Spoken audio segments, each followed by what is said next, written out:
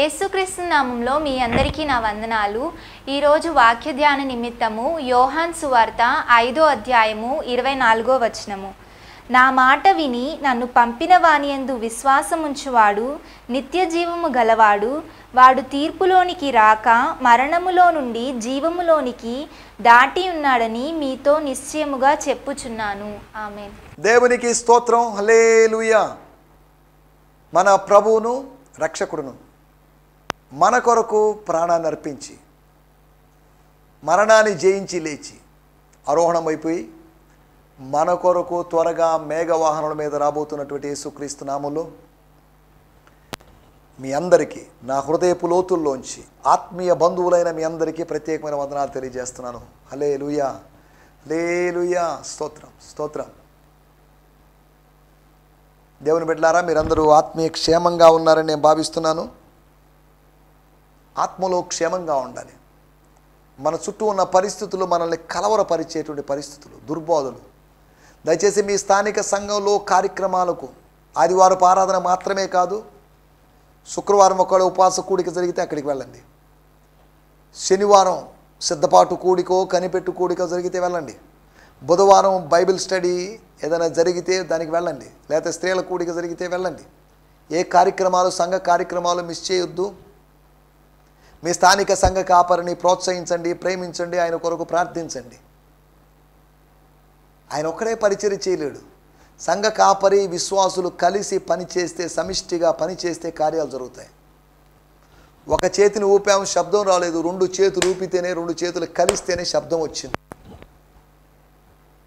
అలాగే సేవకులు మరియు విశ్వాసులు కలిసి పనిచేస్తే కార్యాలు జరుగుతాయి.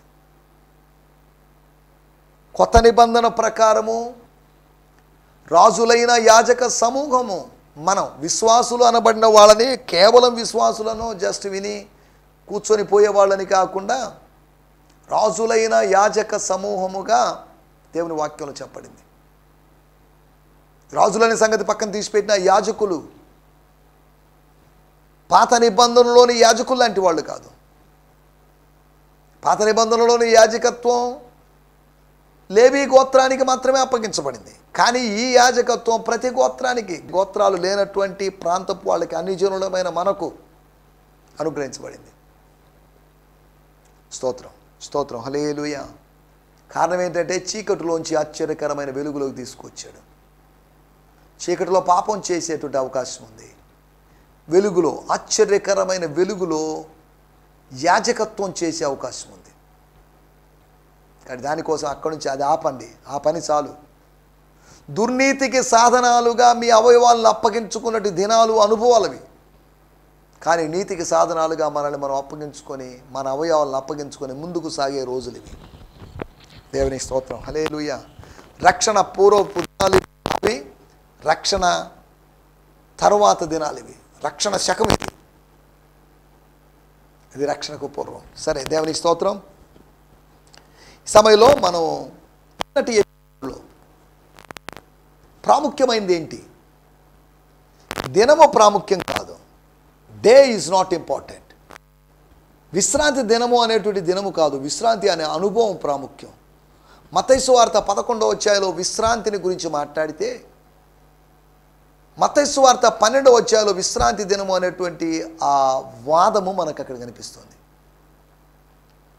నేను మీకు విశ్రాంతి ఇస్తాను అని అన్నాడే కానీ విశ్రాంతి దినము ఆచరింపజేస్తానని విశ్రాంతి దినం గురించి మాట్లాడలేదు.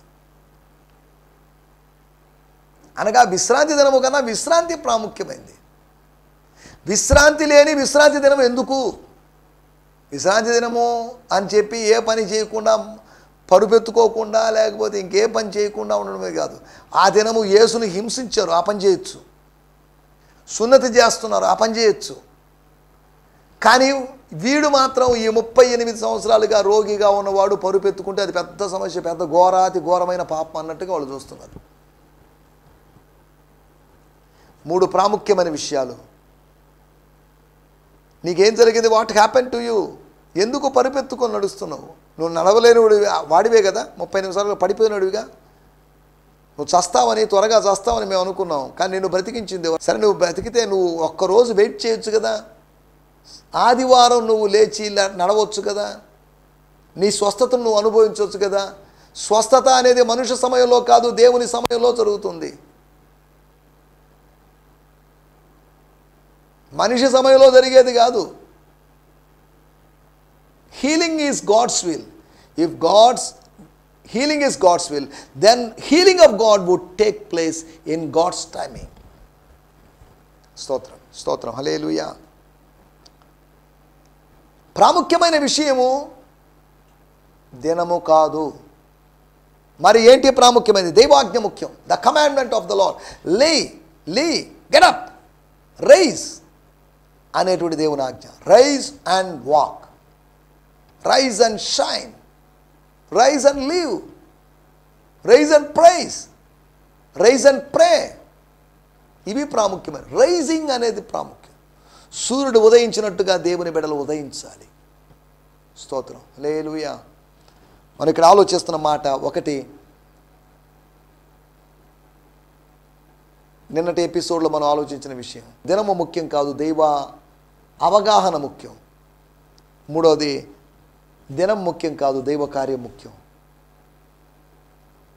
నాలుగవది, దినం ముఖ్యం కాదు, దేవుడు అనుగ్రహించిన దేహం ముఖ్యం అనే దాని గురించి మనం మాట్లాడుకున్నాం. రండి ఈ దినము లేకపోతే ఈ రోజు కోసం మన ధ్యానం కోసం యోహాను సువార్త 5వ అధ్యాయము 24వ వచనం. Gospel according to John 5th chapter verse 24. స్తోత్రం స్తోత్రం. నా మాట విని నన్ను పంపిన వాని యందు విశ్వాసముంచువాడు నిత్య జీవము గలవాడు. వాడు తీర్పులోనికి రాక మరణములో నుండి జీవములోనికి దాటి ఉన్నాడని మీతో నిశ్చయముగా చెప్పుచున్నాను. I speak to you an eternal truth. నేను మీతో ఒక నిత్య సత్యాన్ని చెప్తున్నాను. మార్పు లేని, తిరుగులేని సత్యాన్ని, ఒక నగ్న సత్యాన్ని, లేకపోతే ఒక సర్వసత్యాన్ని చెప్తున్నాను. I speak to you and eternal truth. ఆ ట్రూత్ అనేది ఎటర్నల్ అంటే ఇప్పటి వరకే పరిమితం అయిపోయి నిత్యత్వంలో మారిపోయేటువంటి, లేకపోతే మరణం తర్వాత మారిపోయే ట్రూత్ కాదు. Standard truth. If you embrace my message, నా సందేశాన్ని మీరు చేర్చుకున్నట్లయితే, స్వీకరించినట్లయితే, ఆలింగనం చేసుకున్నట్లయితే, and believe in the one who sent మీ, నన్ను పంపిన వాణ్ణి మీరు నమ్మితే, నన్ను పంపిన తండ్రిని నమ్మితే, మీరు ఆరాధిస్తున్న తండ్రి అయినటువంటి యెహోవా దేవుణ్ణి కానీ మీరు, if you believe in the one who sent me, you will never face condemnation. మీరు ఎటువంటి శిక్షా విధికి గురి కారు, ఎటువంటి తీర్పుకు లోను కారు. In me you have already passed from the realm of death into eternal life. నాలో, నా ద్వారా you have already passed from the realm of death into eternal life. మరణములో నుంచి, మరణానుభవంలో నుంచి నిత్య జీవములోకి దాటి ఉన్నారు. మరణములో నుంచి, ఆ అనుభవంలోంచి మీరు నిత్య జీవానుభవంలోకి దాటి ఉన్నారు అని ఇక్కడ తర్జుమా చేయబడింది. అలాగే మన వాడుక భాష బైబిల్లో కూడా మనం గమనించినట్లయితే యోహాను సువార్త 5వ అధ్యాయం 24వ వచనం. యేసు ఇది సత్యము, ఇది సత్యము. This is the truth. ఇది మాత్రమే సత్యం అని కాదు, దీంతో పాటు చాలా సత్యాలు చెప్పాను. నేనే సత్యం, నీ వాక్యం సత్యం, దేవుని ఆత్మ సత్యం. ఓకే, ఇది సత్యం. నా మాటలు విని, నా మెసేజ్ విని, నా సందేశాన్ని విని, కొండ మీద ప్రసంగమో, లేకపోతే ఒలీవ కొండ మీద ప్రసంగమో, లేకపోతే దేవాలయంలో ప్రసంగమో, లేకపోతే కానుకలు పెట్టి దగ్గర ప్రసంగమో, ఏదైనా కావచ్చు, నా ప్రసంగం విని, నా సందేశం విని, నన్ను పంపిన వానిని నమ్మువాడు. నన్ను పంపినవాడు ఒక ఆయన ఉన్నాడని చెప్తున్నాను కదా, నా తండ్రి అని చెప్తున్నాను కదా, ఆయన నమ్మువాడు అనంత జీవితము పొందుతాడు. అలాంటి వాడు శిక్షింపబడడు. అంటే అతడు చావు తప్పించుకొని జీవాన్ని పొందాడన్నమాట. అనంత జీవనాన్ని, అనంత జీవితాన్ని పొందాడు. అనోకా జీవన్ అని హిందీలో అన్నారు. అనగా అనంతమైనటువంటి ఎటర్నల్ లైఫ్, ఇన్ఫినిటీ లైఫ్, అనంతం. ఇన్ఫినిటీ అనే మాటని మ్యాథమెటిక్స్లో, గణిత శాస్త్రంలో వాడతారు. అది ఎంతో చెప్పలేము. అలాగే అనంతమైన జీవితాన్ని పొందుకోవాలంటే ఆయన మాట విని ఆయన అంగీకరించి ఆయన విశ్వసించాలి. మరణానుభవంలో మరణపు నీడలో నిలిచిన మానవ అనే పాట ఒకటి ఉంది. మరణపు నీడలో మానవుడు ఉన్నాడు. మరణ భయములోను మరణ నీడలోను మరణపు ముళ్ళు చేత గుచ్చబడిన స్థితిలో మానవత్వం ఉంది. ఆ ముళ్ళు యేసుప్రభు విరిచాడు. అలాగని యేసుప్రభు మరణపు ముళ్ళు విరిచాడు కదా అని తర్వాత మరణమే లేదు అనే అవకాశం లేదు మనకు. ఆ విరవబడినటువంటి ముళ్ళుతో కూడా మనల్ని గుచ్చుతున్నాడు అపవాది. అనగా ఎందుకయ్యా యేసుప్రభుతో పోరాడి ఆయన చంపేశామనుకున్నాం, ఆయన మరలా తిరిగి బతికాడు, ఆయన బిడ్డలు కూడా బతుకుతారు కదా, ఎందుకు వీళ్ళ బిడ్డ వాళ్ళు బతకనేలే, ఎవడు చావాల్సిన అవసరం లేదులే, భూమి మీద అనుకునే అవకాశం లేదు. అనగా దాని అర్థం ఏంటంటే మరణపు ముళ్ళు విరవబడినప్పటికీ కూడా మరణము ఇంకా మింగివేయబడలేదు. 1 కొరింథీయులకు రాసిన పత్రిక 15వ అధ్యాయంలో కడపట నశింపచేయబడు శత్రువు మరణం. అనగా మరణము మింగివేయబడలేదు, మరణము నశింపబడలేదు లేదా నశింపజేయబడలేదు. కాబట్టి మరణం ఉంది. యేసు ప్రభు పునరుత్థానం తర్వాత కూడా మరణం ఉంది. మోషే మొదలుకొని ధర్మశాస్త్రం మొదలుకొని మోషే వరకు, లేకపోతే ఆదాము మొదలుకొని మోషే వరకు ఏలింది, పాపము ఏలింది లేదా మరణం ఏలింది, మరణము సంప్రాప్తమాయను. సరే, మనం ఇక్కడ ఆలోచిస్తున్న విషయాల్లోకి వచ్చేద్దాం. మన టైటిల్ దాటించువాడు. గత కొన్ని దినాల క్రితం మనం ఒక ఎపిసోడ్లో మనం మాట్లాడుకున్నాం కదిలించువాడు. ఇప్పుడు దాటించువాడు. దాటించడం ఏంటి? మన చేయి పట్టుకొని నడిపించి అవతల ఒడ్డుకి అవతల తీరానికి మానవత్వపు తీరములో నుంచి మహిమ తీరములోకి నడిపించేవాడు. నేను ఒక గుడ్డివాడిని అనుకుందాం. అలాగైతే రోడ్డు క్రాస్ చేయాలి. వాహనాలు రద్దీగా అటు ఇటు వెళ్తున్నాయి. జీబ్రా క్రాసింగ్ మీదుగా నేను రోడ్డు క్రాస్ చేయాలి. నాకెవరో ఒకరి సహాయం, ఎవరో వచ్చారు, సానుభూతి చూపించి అయ్యో పాపమని నా చేతిని పట్టుకొని వాళ్ళు నన్ను అవతల సరే ఇక్కడేనండి, ఇటు నుంచి మీరు ఎటు వెళ్ళాలి, పలానా చోటుకి వెళ్ళాలి, ఓహో ఇటు నేరుగా వెళ్ళండి అని చెప్పి గైడెన్స్ ఇచ్చి వాళ్ళు వెళ్ళిపోతారు. నన్ను దాటించాడు, ఏరు దాటించారు, రోడ్డు దాటించారు. మనల్ని దాటించాల్సిన అవసరం ఉంది. మామూలుగా వెళ్ళడం వేరు, దాటించబడేటువంటి అనుభవం వేరు. దాటించువాడు ఒకడున్నాడు, కదిలించువాడు దేవుడు, దాటించువాడు దేవుడు. దాటేవాళ్ళం మనం. తెప్ప మీదో లేకపోతే దోణి మీద మనల్ని దాటించేవాడు, ఆత్మ సంబంధమైన దోణి మీద మనల్ని దాటించగలిగిన వాడు. మనము మునిగిపోకుండా, నడి సముద్రంలో మనం మునిగిపోకుండా, మన దోణి మునిగిపోకుండా మనల్ని ఆవలి తీరానికి తీసుకుని వెళ్ళడానికి సమర్థుడైన వాడు. అవతల తీరానికి వెళ్ళాలి నువ్వు, అదర్ షోర్కి వెళ్ళాలి నువ్వు, నిత్యత్వపు తీరంలోకి వెళ్ళాలి నువ్వు. దేవుని స్తోత్రం. ఇక్కడ ఉండాల్సినోడివి కాదు, అక్కడ ఉండాల్సినోడివి. ఇక్కడ ఉండాల్సిన వాడివే. ఎంత కొంతకాలం, 70-80 సంవత్సరాలు లేదా 100 సంవత్సరాలు వేసుకోండి. అనగా దేవుడు అనుమతించిన సంవత్సరాలు మాత్రం ఉండాల్సినోడివి. తర్వాత నువ్వు you have to go to other side. స్తోత్రం, హల్లెలూయా. కాబట్టి ఇక్కడే ఉండాల్సిన వాళ్ళం కాదు. స్తోత్రం, హల్లెలూయా. మన టైటిల్ దాటించువాడు. యేసు ప్రభు దాటించువాడు. ఎక్కడి నుంచి ఎక్కడికి దాటిస్తాడు, ఎక్కడికి దాటించాడు, కొన్ని అనుభవాలు, 4 విషయాలు మీకు త్వరగా జ్ఞాపకం చేస్తాను. యోహాను సువార్త 5వ అధ్యాయము 9వ వచనం. యోహాను సువార్త 5వ అధ్యాయము 9వ వచనం. వెంటనే వాడు స్వస్థత నుండి తన పరుపెత్తుకొని నడిచెను. స్తోత్రం, హల్లెలూయా. Immediately he stood up. He was healed. So he rolled up his mat and walked again. Now Jesus worked this miracle on Sabbath. Immediately, వెంటనే, తక్షణమే, అకస్మాత్తుగా శక్తి వచ్చేసింది అతని కాళ్ళలోకి, అతని దేహంలోకి దైవికమైన శక్తి ప్రవహించింది. చార్జింగ్ అయిపోయాడు అతను. Immediately he stood up. He was healed. Praise God. అతడు స్వస్థత పొందాడు. He rolled up. చుట్టుకోవడం ఆరంభించాడు, ప్యాక్ చేయడం ఆరంభించాడు. His mat and walked again. 38 సంవత్సరాల క్రితం నడిచినవాడు 38 సంవత్సరాలు తన జీవితంలో నడిచిన అనుభవం లేదు. రాయిలాగా శిలలాగా కదలక మెదలక పడిపోయినవాడు. ఇప్పుడు అతను లేచాడు. అతను నేనే లేచానని చెప్పుకోలేడు. నన్ను ఎవరో లేపారు, లేవలేని నన్ను లేవమని చెప్పాడు. లేవడానికి శక్తి కూడా ఆయన ఇచ్చాడు. లేవమని చెప్పింది ఆయనే, లేవడానికి శక్తినిచ్చింది ఆయనే. దేవునికి స్తోత్రం, హల్లెలూయా. నీకు లేవమని చెప్పింది ఆయనే. లేవడానికి కావాల్సిన ఓపిక, శక్తి. బాగా నీరసంగా ఉందండి, లేచి కూర్చుంటే కళ్ళు తిరుగుతున్నాయి. కొంతమంది షుగర్ బీపీ వచ్చిన వాళ్ళకి ఇలా లేచి కూర్చొని నడిస్తే పడిపోతున్నట్టు. నడవద్దు, పడుకోండి, ప్రశాంతంగా పడుకోండి, ప్రార్థన చేస్తూ పడుకోండి, స్తోత్రం చెప్తూ పడుకోండి.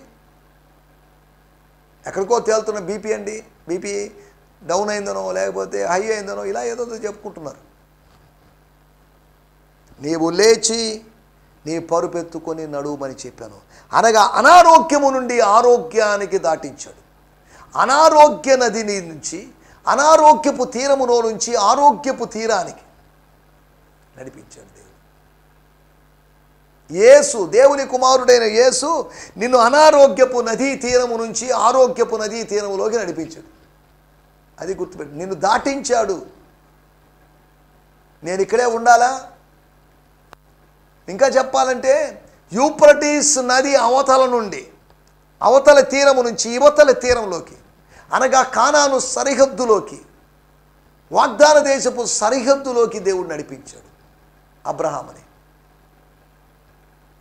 నది వాళ్ళున్న ప్రదేశాన్ని, కనాను దేశాన్ని, వాగ్దాన దేశాన్ని, వాళ్ళ పూర్వీకుల దేశాన్ని, ప్రస్తుత దేశాన్ని, దేవుడు వాగ్దానం చేసిన దేశాన్ని విభజించినట్లుగా ఉంటే ఆ తీరము నుంచి ఈ తీరములోకి దేవుడు తీసుకొచ్చాడు.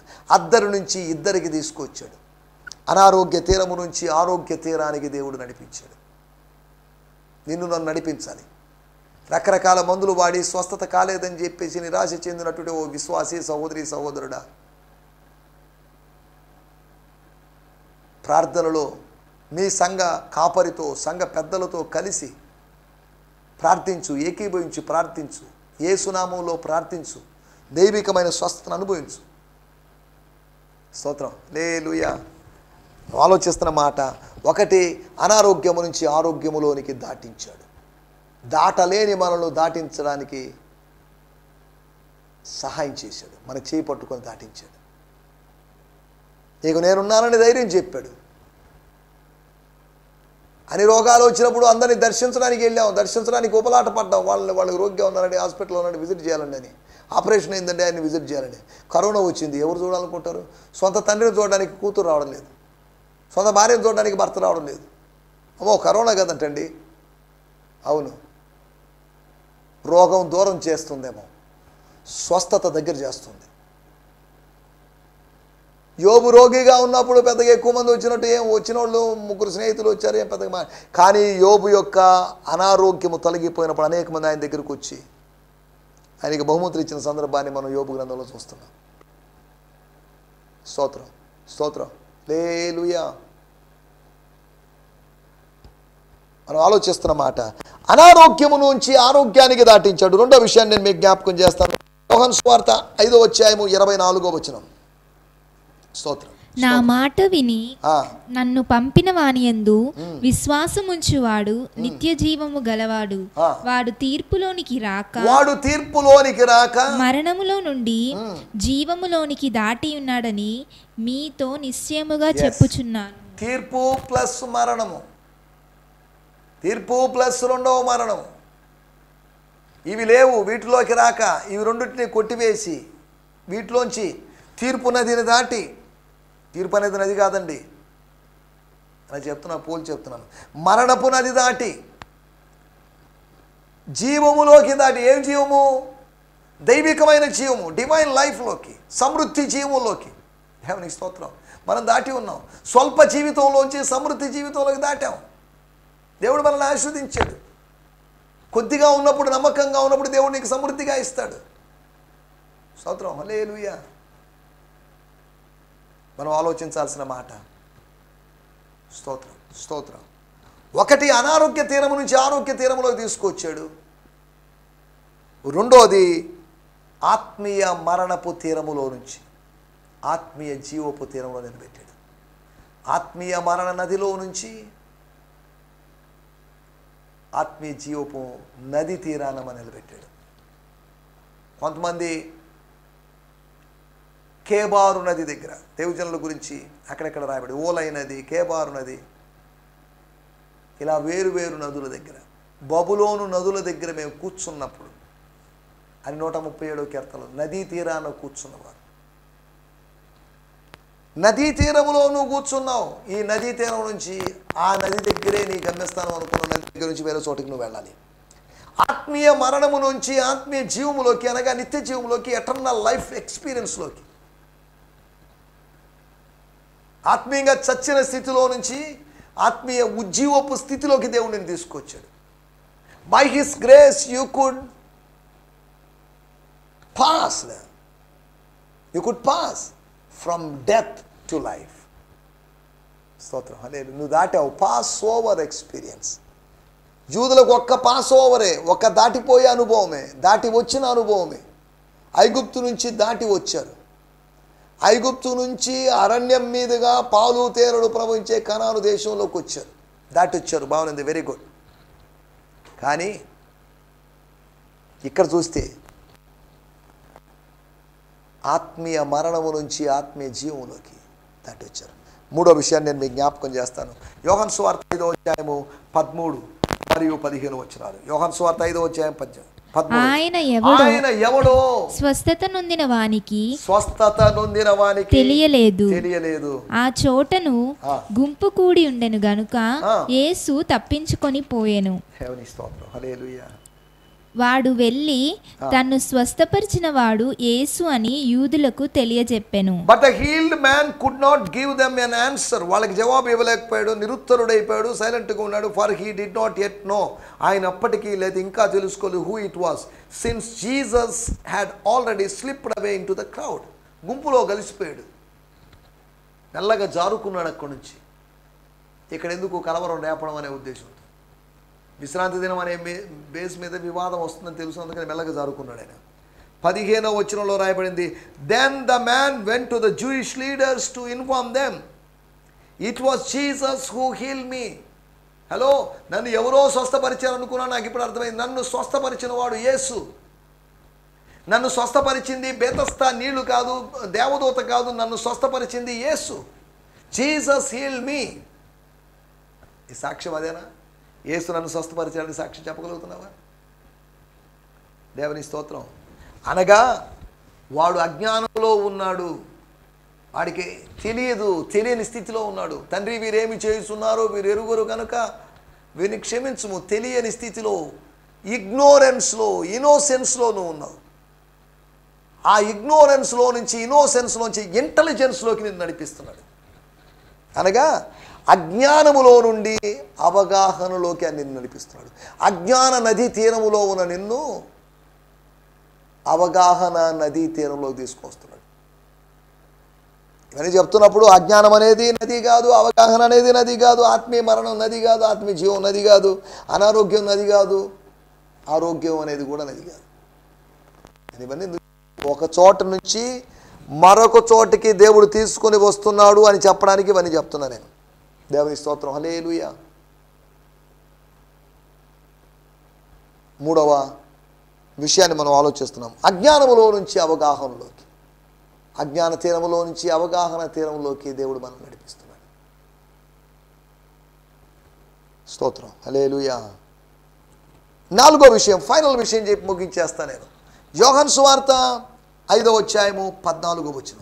అటు తరువాత యేసు దేవాలయంలో వానిని చూచి, యేసు దేవాలయంలో, యూదుల దేవాలయంలో, ఆ పెద్ద దేవాలయంలో, యెరూషలేములోని దేవాలయంలోనూ, సమాజ మందిరంలో కాదు, దేవాలయంలో వానిని చూచి వాణ్ణి కనుగొని, ఇదిగో స్వస్థత నొందితివి, మరి ఎక్కువ కీడు నీకు కలగకుండునట్లు ఇక నువ్వు పాపము చేయకుమని చెప్పగా. దేవుని స్తోత్రం. హల్లెలూయా. A short time later, వెంటనే కాదు, a short time later Jesus found the man at the temple and said to him, look at you now. నిన్ను నువ్వు చూసుకో ఒకసారి. Check your body right now. You are healed. నువ్వు బాగుపడ్డావు. నీకు ఎలా తెలిసింది? ఎవరు చెప్పలేదు నువ్వు బాగుపడ్డావని? నువ్వు బాగుపడింది నువ్వా కాదా, వాడు నువ్వేనా కాదా అని రకరకాలుగా ఆలోచించే. You are healed. Walk away from your sin. నీ పాపానికి, నువ్వు చేసిన పాపానికి, గతకాలపు పాపానికి దూరంగా ఉండు. అనేక మైళ్ళు దూరం వెళ్ళిపో, లేకపోతే స్వస్తి చెప్పు. So that nothing words will happen to you. స్తోత్రం, స్తోత్రం, స్తోత్రం. వర్డ్స్, కీడు రాకూడదు, నీకు మేలు జరగాలి. కాబట్టి పరిశుద్ధతలో ఉంటే మేలు జరుగుతుంది, పాపములో ఉంటే నీకు కీడు జరుగుతుంది. స్తోత్రం. అనగా 4వ విషయము, అపవిత్రతలో నుండి ఆత్మీయ పవిత్రతలోకి రావాలి. దాటించాడు దేవుడు. అనగా అనారోగ్యము నుంచి ఆరోగ్యములోకి దాటించాడు, ఆత్మీయ మరణంలో నుంచి ఆత్మీయ జీవంలోకి దాటించాడు, అజ్ఞానములో నుంచి అవగాహనలోకి దాటించాడు. ఆయన దాటిస్తున్నాడు, తండ్రిగా దాటిస్తున్నాడు. దేవుని స్తోత్రం. అంతేకాకుండా అపవిత్రత నుంచి ఆత్మీయ పవిత్రతలోకి నడిపిస్తున్నాడు, ఆత్మ శుద్ధీకరణలోకి నడిపిస్తున్నాడు. దేవుని స్తోత్రం. దయచేసి తలలో ఉంచండి, కళ్ళు మూసుకుందాం, ప్రార్థన చేసుకుందాం. పరిశుద్ధమైన మా దేవా, మీరు మాకు వినిపించిన మాటల కొరకై మీకు వందనాలు. స్తోత్రం, స్తోత్రం, స్తోత్రం. ప్రభువా, మీకు వందనాలు చెల్లిస్తున్నా. మీరు మమ్మల్ని దాటించే దేవుడివి నాయన. మీరు మమ్మల్ని ఏ ఏ విషయాల్లోంచి మీరు మమ్మల్ని దాటించారు. అనారోగ్యము నుంచి ఆరోగ్యములోకి దాటించారని, ఆత్మీయ మరణంలోంచి ఆత్మీయ జీవములోకి దాటించారని, అంతేకాకుండా అపవిత్రతలో నుంచి ఆత్మీయ పవిత్రతలోకి మీరు మమ్మల్ని దాటించారని, అంతేకాకుండా అజ్ఞానములోంచి అవగాహనలోకి మీరు మమ్మల్ని దాటించారని మీరు మాకు తెలియజేసిన మాటల కొరకే మీకు వందనం చెల్లిస్తున్నాం. మీరు మాతో మాట్లాడేందుకు మీకు వందనం చెల్లిస్తూ యేసుక్రీస్తు నామములోనే ప్రార్థించడుగుతున్నాం పరమ తండ్రి. ఆమేన్, ఆమేన్, ఆమేన్. దేవుని స్తోత్రం. మీ అందరికీ వందనాలు. ప్రభు మిమ్మల్ని దీవించును గాక. ప్రభు చిత్తమైతే రేపు ఉదయకాలము ఇదే సమయంలో ఇదే ఛానల్ అనగా శాంతి టీవీలో ఆయన హెచ్చవలసి ఉన్నది, హీ మస్ట్ ఇంక్రీజ్ అనేటువంటి కార్యక్రమంలో కలుసుకుందాం. హల్లెలూయా. స్తోత్రం, స్తోత్రం. ఈ సందేశము మీకు ఆశీర్వాదకరంగా ఉందని నమ్ముచున్నాము. ప్రార్థన అవసరతల కొరకు మమ్మల్ని సంప్రదించవలసిన మా చిరునామా గిద్యోన్ మిషన్ చర్చ్, 6వ వీధి, శాంతినగర్, నెల్లూరు 4, ఆంధ్రప్రదేశ్. పిన్ 524004. మా ఫోన్ నంబర్లు 7036443613 మరి ఒక నంబర్ 9392293010. మా ఈమెయిల్ ఐడి gfihmi2015@gmail.com. దేవుడు మిమ్మును ఆశీర్వదించునుగాక. ఆమేన్.